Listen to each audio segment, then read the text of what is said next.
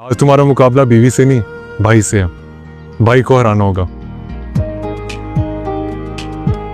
इनाया, तुम बीवी हो किसकी? रोहान की या आपकी नाराजगी की वजह से मैं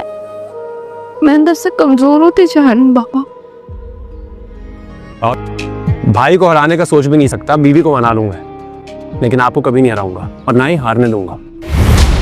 बेटी अपने मैके से कभी भी खाली हाथ नहीं आती रोहान। यही बात ईशल भाभी भी तुम लोगों को समझा रही थी। या शायान की।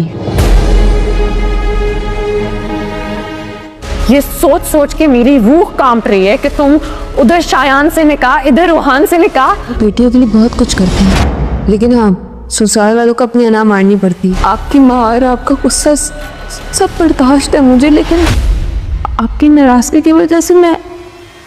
अंदर से कमजोर हूँ। ईशल को उसकी अम्मी ने बहुत ज़्यादा समझा कर भेजा है कि वो इस मामले को ज़्यादातर ना उछाले और ना ही रोहान से और ना ही हाशिर से इस बारे में कोई बात करे। यहाँ तक कि उसको ये भी मना किया है कि आयज़ा के सामने भी मत ना जाए, क्योंकि ईशल के चेहरे पर ही परेशानी है और आयज़ा बहुत चालाक लड़की है। वो कहीं इसकी परेशानी को देखकर समझ ना जाए और कोई बौखलाहट में आकर ईशल कोई ऐसी बात मुँह से ना निकाल जिसको बाद में संभालना मुश्किल हो जाए। लेकिन ईशल अपनी अम्मी के समझाने के बावजूद भी अपने ऊपर काबू नहीं रख पा रही, क्योंकि शायान ने इस बार जो हरकत की है उससे तो अब ईशल को पूरा यकीन हो चला है कि अनाया और शायान का निकाह हो चुका था।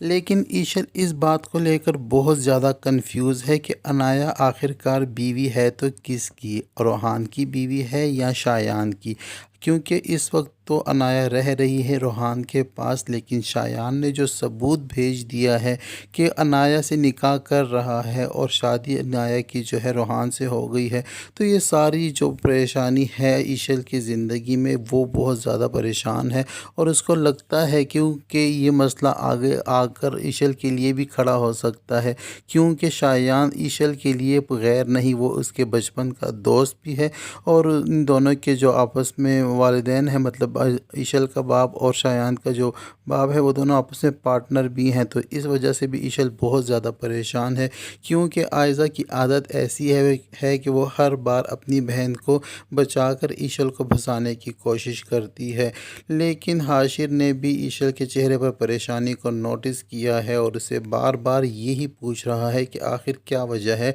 जो तुम इतनी गुमसुम और परेशान हो, जब से तुम अपनी अम्मी के तुम्हारे चेहरे पर परेशानी और बेचैनी ज़ाहिर हो रही है। लेकिन ईशल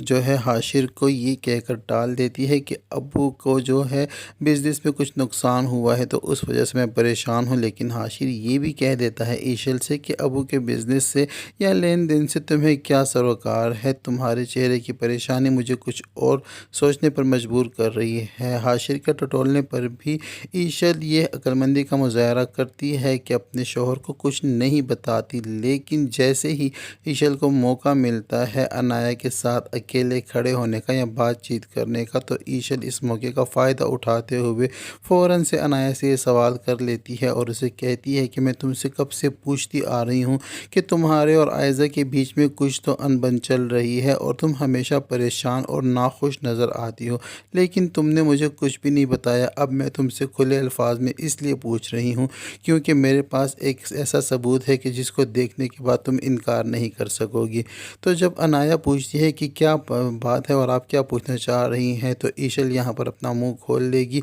और अनाया से कहेगी कि क्या शायान के साथ तुम्हारा निकाह हो चुका है और तुम मुझे ये बताओ कि तुम इस वक्त किसकी बीवी हो, शायान की या रोहान की। तो ईशल के मुँह से ये बात सुनकर अनाया घबरा भी जाएगी और ऊपर से बनने की कोशिश करेगी और ईशल को झुटलाने की कोशिश करेगी, लेकिन ईशल इस बार अनाया को वो तस्वीर दिखा ही देगी जो कि शायान ने ईशल के मोबाइल पर उसको भेजी है। तो वो तस्वीर देखने के पास तो अनाया के पास झूठ बोलने का और कोई दूसरा रास्ता नहीं बचेगा, तो बस वो इतना ही करेगी, इस बात को अधूरा छोड़कर अपने रूम की तरफ चली जाएगी। लेकिन ईशल वहीं पर परेशान खड़ी हो जाएगी और इसको पीछे से आवाज़ देकर ये कहती रहेगी कि मुझे सच्चाई जाननी है, तुम इस तरह से मुझसे कुछ नहीं छुपा सकती और इस बात का हल निकालना चाहिए, वरना मुस्तकबिल میں آ کر تمہارے لیے اس کا بہت بڑا مسئلہ بننے والا ہے۔